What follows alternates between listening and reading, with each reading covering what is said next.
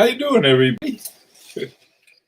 Oh, wait, it got a little warmer today. Now that autumn's here, it's been really cooling off, but that summer was really hot, but now it's a little warm again. Um, hey, Geezer and William, how you guys doing? John, Abdul, Clamwalker, how are you? Hey, Hugh. Um, what I guess let me. We're waiting around here for anyone else who's going to join us. This is my new watch that I got, and this is the part that is to me the most important, and this is the movement. The entire movement is made by Agenor, and the reason that's significant, I think there are only really two movements, maybe two and a half, with because I know that the new H. Moser streamer has a modified Agengraph movement in it. So that may count as a half because they did something to it. Hey, Tim and Bridget, how are you? So that was what I sort of really wanted to talk about today was we're going to have to get to the point, and I think the point is about here. Hey, GMT Master.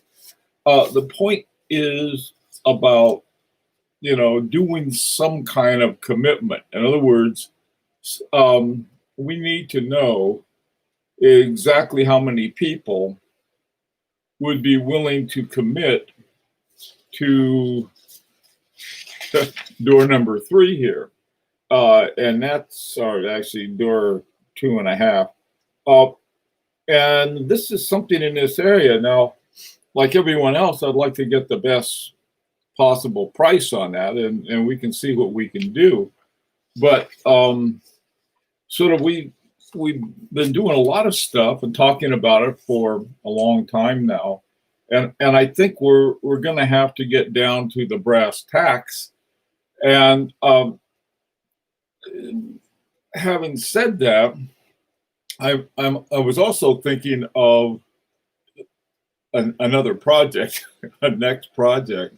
And a next project I was thinking is something having the simplest sort of dress watch. And a dress watch, according to a really traditional view that I doubt is held that widely, this wouldn't be considered a dress watch, my Vacheron Constant 1021, because it's got a small second. It's only hour and minutes. In fact, this is sort of the first dress watch, I guess, with dual times. But even that is dubious. Okay, so what I was thinking later on, hey, Colin, what I was thinking later on is that what we could do is work into something really very is sort of top movement, but also minimal, make it really simple. And so maybe we could get a good deal on a movement and then go from there. But that's another story. For now, what we got to think about is that we have our Facebook page. And hi, Mr. Valju. We have our Facebook page, and we can, on that one, we can have some kind of definite survey about, well, okay, are you in or out? And if you're in, we're going to have to then decide the next step. Hi, Flip and Zippo. How you doing, man? So anyway, that's what I want to do today. So to get started, first of all, let me see. Does this make sense to everybody? Is everybody sort of on the same page with that right now? Because it's sort of like we could discuss it forever and never accomplish it, or we could see if we could pull it off, and if we can't, it would be time to start looking around. So, what do you think? Give me some feedback on this, if you would, please. And everybody's thinking. I can see all of the thought bubbles popping up. And everybody's reading everybody else, which I think is important. And I do approve. Oh, while you're thinking about that, I got a new case this week. Really needed one. I got a wolf case, and I got it right here. The one I got was a big 10-watch case. Hey, Maruzio, how you doing? It's over there, but it has this sort of this black and purple kind of pattern to it. I had bought my wife a wolf case. She's got a little 5-watch one, and well, I really like it. I thought, well, she got a neat case.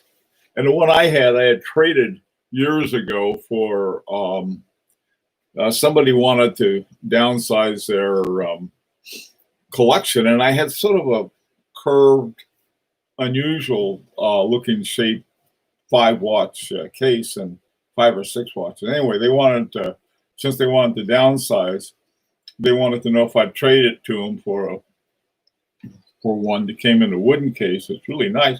So I said, sure. And I've had that ever since. But I noticed that I've had all of these watches all over the place on my desk, and I had them all in these kind of things, and they were really getting in the way. And so it's time to get a new case. But I got to be careful because there's nothing like an empty slot in a new case to motivate you. Okay, okie doke. All right, so I see. I've been thinking about. Okay, Hugh, you're good for number 3.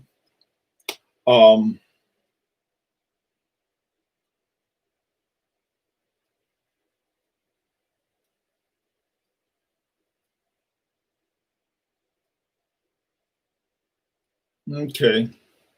I think that's what I got, Hugh. I got the black. Yeah, in fact, I think it's made out of the same stuff with this is black leather. And then it's got these purple cushions. You could get a purple one or an orange one. That purple looked nice. Purple and black have a nice thing together.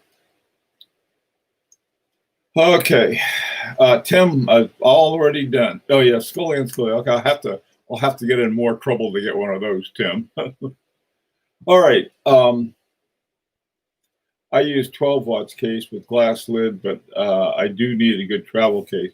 Yeah, this is. I've had this for a while, and I like it. It's really a nice case. I sort of use it I've been using it for an overflow case, and I have my Patek Philippe and Vacheron Constantin and a Harbring 2 in it. And it's sort of like, when these are watches that I really like a lot, but there wasn't room for them in the new case, and I don't want to put them in my old case, so they ended up in my other Wolfie. Okay. All right. So we got. Okay. Now what a big mistake. Okay. Now you guys are talking about cases. We're supposed to be making a decision on this. So right. The greeting is over, phrase. Now we got to make a decision. Do you want to go ahead? Because we're just talking about the movement. After we get the movement, there are all kinds of options that we have, but we do have to make a decision about the movement because the guys at Agenor is going to take a while for them to to put it together and everything, and whether we can do this or not, or just tell them, look, we can't, we don't have enough people that can do it, and 2 or 3 people wouldn't be able to afford it because it would be really, to have a bespoke movement made. And so, that would be that. Yeah, I agree, Hugh. That's the only way to get our Grand Prix award. If we could get it under 4,000, then we could earn the Challenge Award. Okay, so anybody other than Hugh on this one ready to go? If not. If later on, if we do get them, and Hugh and I are the only two here who have them, you guys aren't going to get one. We're not giving it up. Anyway, once I got this, the movement on this thing is so remarkable. I spent a lot of time looking at it, and then it's got this micro rotor. You can barely see it. Let me see. See a little screen right there. See a little screen thing that's wiggling. That's the micro rotor, and they put it underneath sort of a triple bridge there. It looks like a little trigonal bridge, and they put the sort of that lozenge pattern that they use for Van Cleef and Arpels underneath it, and nice and thin. And that was what they wanted, and that was what they had to do. Instead of putting on a rotor on top like a typical rotor, they had to use that one down below. In terms of the movement, have the features been decided yet? Yeah, pretty much, Mr. Valju. The features that we're looking at, this is pretty much what we're going with on this, which is a jumping hour and a retrograde movement, retrograde minutes. And in a large part, this was the inspiration, okay? But these things are sort of over the moon for us, so we'll do something else. Yeah, no other details exactly. This is pretty much it. I mean, it's the thing about it is it's a sort of another kind of dress watch, really, because it's only hours and minutes and it's clean as a whistle. Now, there have been a lot of things. Well, you should put something here. I don't know why. Just sort of like, and this is all going to be in Grand Fu enamel for the dial. I'll tell you what, while you guys are thinking about it, why don't we do this? We'll afterwards, or if you're seeing this video as a recording,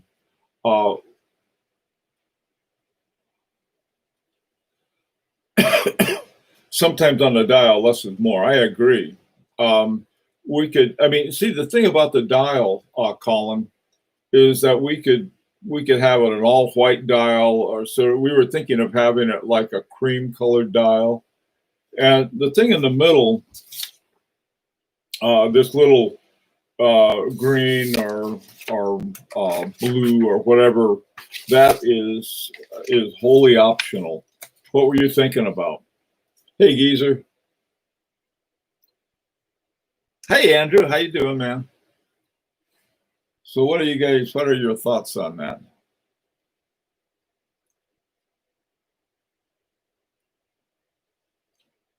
Starry skies in the middle, huh? Well, there's no problem with that. This is, Colin, I'm with you on that one too. If you want starry skies in the middle, not a problem. All you'd have to do is have the dial maker. We want starry skies on this one. This one we want pink. This one we want blue. Whatever we want. This one we want plain. The whole thing just have one big creamy dial, which would look, I think, really amazing. Hugh, you likes purple. Okay. The color of royalty, the purple, is gray or matte black. an option? Sure. If you're going to use gray or a matte black, you'd probably want to have a white hand. Now, there's nothing we can do about the hour, okay? I mean, whatever we decide on, basically, this is a wheel underneath. Let me see if I've got let me show you what the original one looks like. Okay, here's the front of the movement, okay? This is the original one. And so you have on this, you've got the 11 o'clock and 5 o'clock windows for the hour. And so essentially what happens, let me see, trying to find the winding. This is an automatic. On this one, you have the hour window would be here and here. What we're doing, we'd have this, one of these discs moved to somewhere around here. And this way we would have essentially, we might have to move the hour window out a little, out this way, to make room for the size of the wheels that are needed for the hour. Here's the thing. Now this guy is 42 millimeters. Okay, it's a big boy. It's nice and thin, and that was what they wanted. That was why they had to make it so big.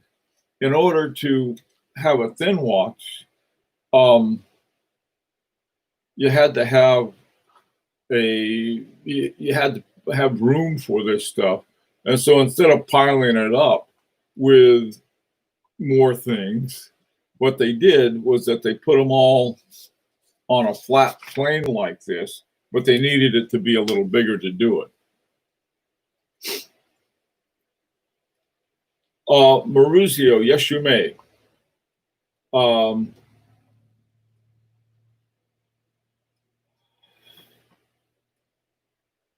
Andrew, I like the idea of using different materials and techniques.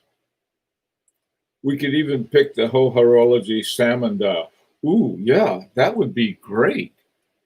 You know, like I said, though, Mr. Valju, I like that idea of salmon dial. Salmon, I don't know what it is about a salmon dial I like, but I like it. We could do that. That would be very cool. See, as far as I'm concerned, we don't have to, the only thing we have to agree on is the movement. And this is the basic way it's, you know, to have it set up. One thing that you may want to notice on here is that relative to the size of the numbers on this dial, the ones here are a good deal bigger. And let me tell you, it's very helpful to have them bigger because, first of all, getting used to this, you really have to read the time. One of the things with a typical analog watch, you can simply look at the pattern, sort of the gestalt. And even on this one that's cockeyed on my 21, you can, I have to, if I turn it like this, it's a lot easier to read. But the advantage of a straight up typical watch design is that we can just take a glance at it and see it by the relative positions of the hand, and we don't have to, whereas on this guy right here, I got to look very, very carefully to see make sure I see it. Something else too, this has really surprised me. I've never heard of a watch like this, and I certainly never had one.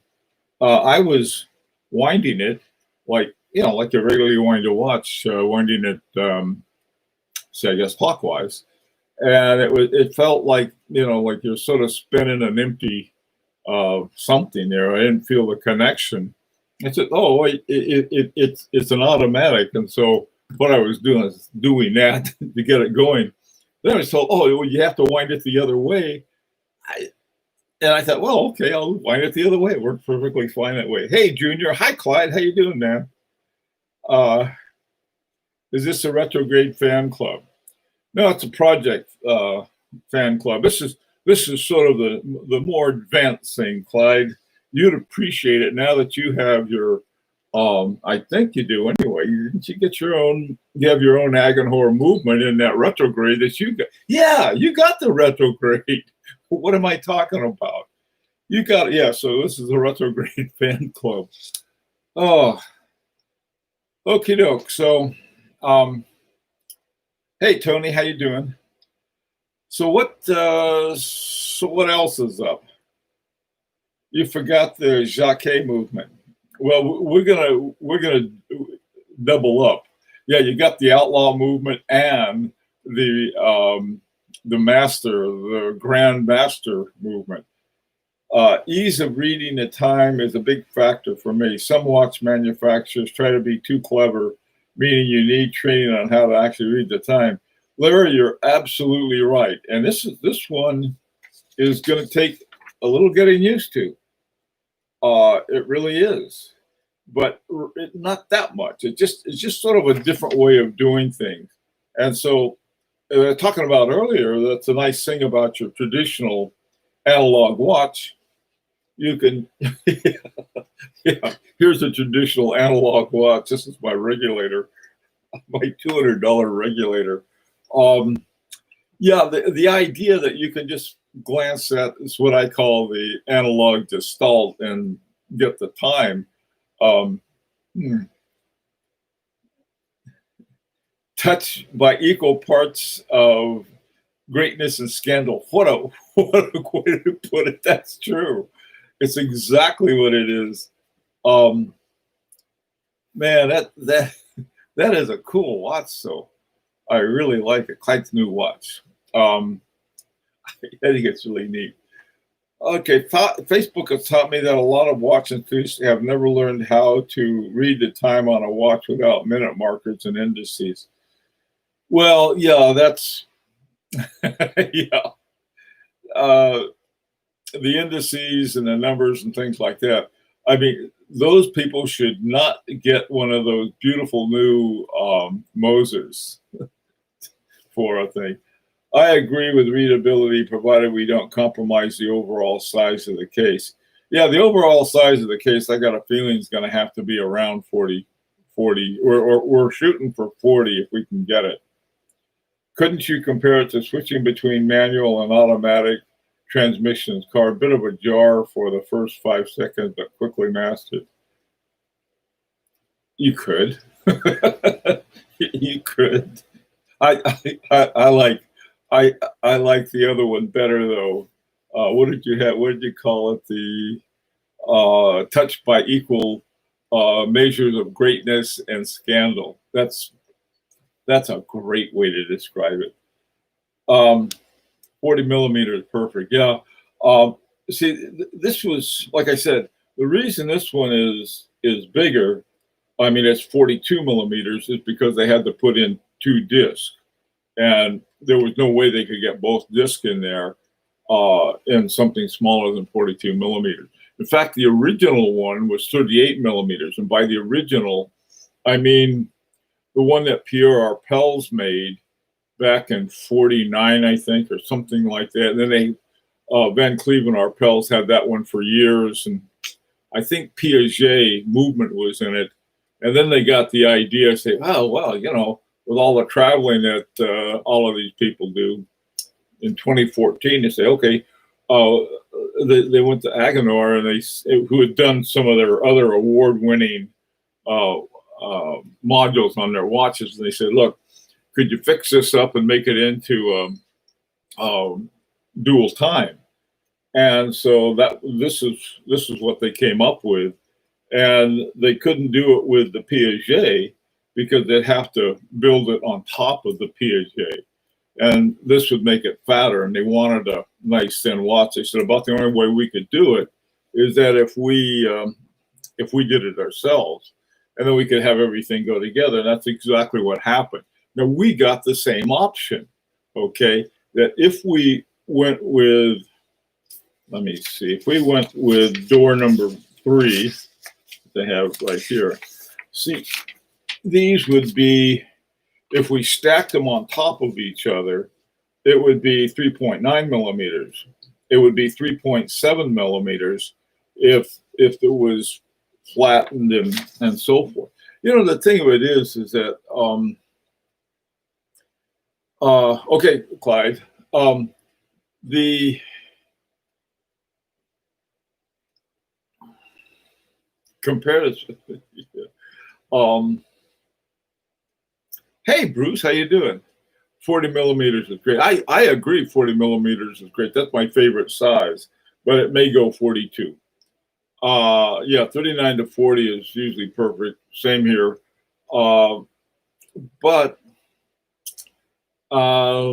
we got to see, okay, what they come up with.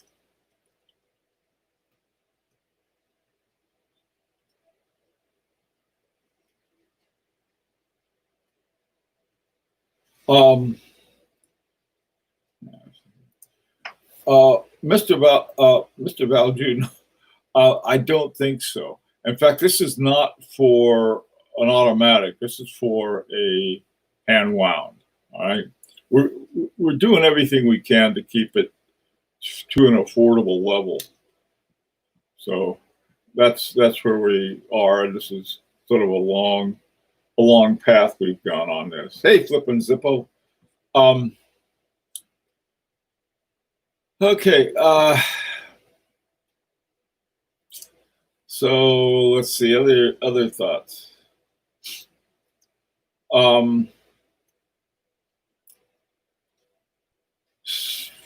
What else? Well, yeah, that's all we need to do. I'll be talking to the afternoon group at 4:00 New York time, and at that time I'll see how many of them are interested, and then what we can do is see how many commitments we have and go from there. Hey, Thomas, how you doing, man? Okay, any other ideas that we need to kick around? Hey, what did you guys think of the?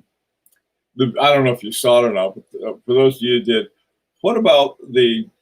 You know, I knew I was going to get in some trouble since Clyde put me up to it. I was pretty sure I would, but to take a look at some of the overpriced. What I say is overpriced. I'll put it this way. Those Rolexes, and also too the FP Journes for that matter, that they put a premium on it.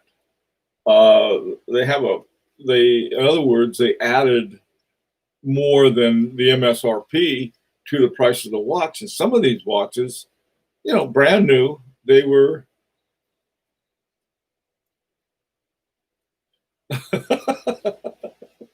Clyde, you know, we're going to get you started. Well, anyway, what was done, and this is credit where credit's due, is the Wrangler put me up to it. So he had, so I thought, oh, you know, that is interesting.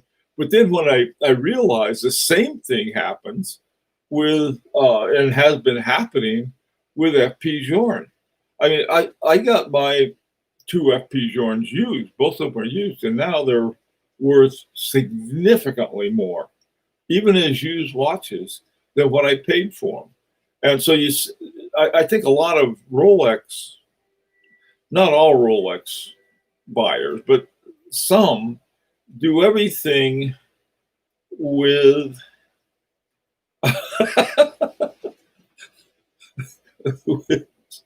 does everything about, you know, the financial status of buying one. Oh, the resale value goes down or goes up or one thing or the other, which has got really nothing to do with horology and everything to do with marketing. But I think, well, you know, if you're going to have it at those inflated prices, why not take a look and see what else you can get for the same price? And so, hey, that's a good idea. and I included the FP Journe. So I'm not picking on Rolex. I'm simply saying, in fact, quite the opposite. You say you like Rolex. Well, you got to put up with this nonsense. I I think the whole thing is happening as a whole in the industry. The VC overseas is now hard to find new and selling for over MSRP. FPs are way better than Rolex and are probably worth the upsale the upsell price. But Rolex are just very well marketed. I agree. I don't. You really. I don't see FP Jorn doing that much marketing.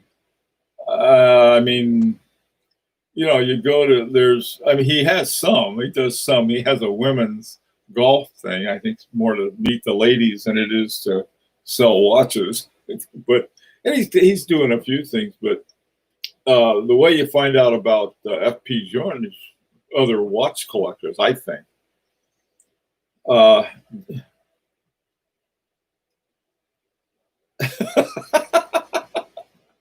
Okay, all right. Let's not get Clyde started on those people. Coincidentally, Larry, watch your video on FP Jorn Chronomet surveying from 2 years ago. Then checked on Chronomet 24 with amazed. Guess I won't be getting my hands on one for the AD anymore. No kidding. It's really funny. The opposite could have happened. Someone said, "Well, I got one of these, back when," and they said, "Oh, gee, they've gone down $5,000, and you can pick up one new for that." That can happen too. But with one of my favorite brands, Parmigiani. Parmigiani has all these really great watches that, for whatever reason, people aren't buying in the way that they would like to. And so, hey, William, okay, we won't get Clyde started on snowflake hands either. FP Jorn is scraping the bottom of the barrel marketing-wise. They are advertising on Archie. What? Oh, my God, Bruce. FP Jorn is advertising on Archie Luxury videos? Wow. Gee, that's weird. Well, I have no idea why. But that's maybe it's like I don't know. I that sort of really surprises me. They're going after the homeless market. Either that or this is the watch you want to steal. No, there's ads play on Google Ads. They're just not paying the Minotaur. Oh, okay. So they put them on Google Ads. Man, I tell you, I haven't seen them on that. I've seen there.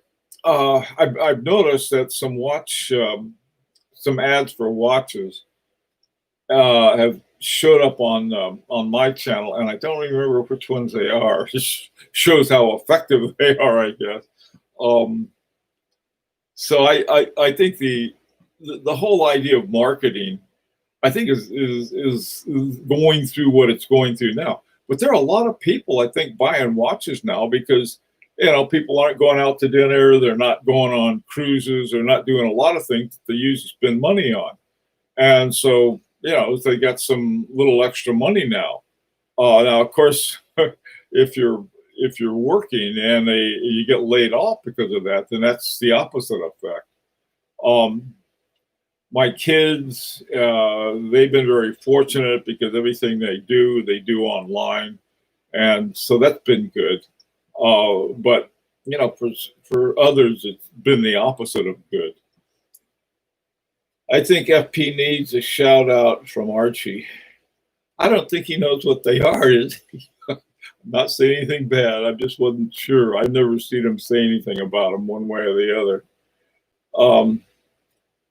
It's targeted ads. They probably show watch ads and ads for mental health clinics. I think oh, that's funny. Oh boy. Hey Lee, how you doing, man?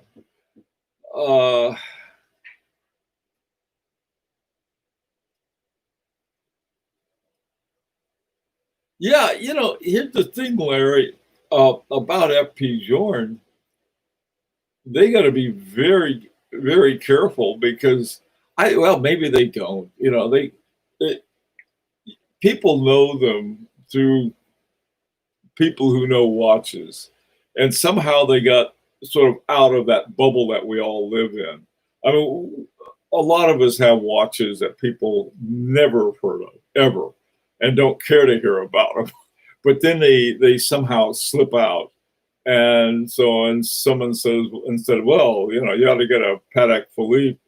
They say, well, you have a Patek Philippe. Well, you ought to see FP Journe. This is the kind of stuff I think if that happens with FP Journe. Same thing. That's how Rolex. I mean, people go and they buy a Rolex, and someone says, well, everyone, all of the cool kids have a Rolex, so I'm going to get a Rolex.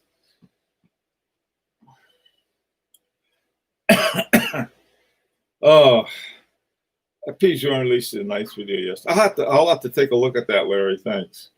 Still keeping the brand integrity. Well, yeah, this is what the thing of it is that if you can't, I mean, if you're selling so many, they produce less than 900 a year, something like that, or is it 9? Yeah, I think that's right. Only 900 a year. Man, you're gonna have a big demand for it. But you know what may be happening to them is exactly what happens with Rolex, is that suddenly the prices are going up, and someone said, I'll see what I can get for this new inflated price. And, like we had on the video, you can get some really nice watches, like that sort of MB&F Moser thing. That's awfully nice. And if you look at the watches, the 2020 watch offerings for the Grand Prix, they got some neat stuff. He once reviewed CB and his channel, still went with Patek in the end. Man, I tell you, I have. That's nice. It's a fun place, I guess. Look at how many Parmigiani are produced in a year. Boy, I don't know. That's a good question. I had heard they're trying to. I was either Moser or Parmigiani. I think they were trying to gear it up to 2,000. Okay, crazy amount. Rolex has 50. How many? 1.4 million a year, and Patek Philippe has 50,000 a year. They're cranking out. So I mean, it's really in a different realm. Okay, let's see. I don't think they have ever really done more than 3,000. They want to do like 30,000, but 3,000 was the most they ever did. They usually end up doing much less. Yeah, that probably. A Parmigiani is one of these interesting ones. I love them. I really do. But their designs are a little, and a lot of people can't get used to those horn lugs. I love those big horn lugs, but they do look rather intimidating. A Parmigiani and a Patek Philippe walked into a bar together, or something like that. Oh, hey Hans, how you doing, guys? Parmigiani designs are too all over the place. Hey, Evgeny, how you doing, man? Hey, that reminds me, we're going to have a really interesting review tomorrow. I got another collection to review, but we are out of time, and I've got to go. And so, listen, guys, really think about any kind of saying, look, I'm on board for this, or I'm not. Put it on the what's it called? The project site that we have on Facebook. Okay. Thoughts on Rehex Happy Chronomet? Oh, Geezer, those are great watches. I met that guy. We had a good talk one time a couple of years ago. So good watch. All right, guys, take care. Be safe. Wear a mask. Do everything right. Oh, yeah, too. If you want, we're having our 4 o'clock one, too.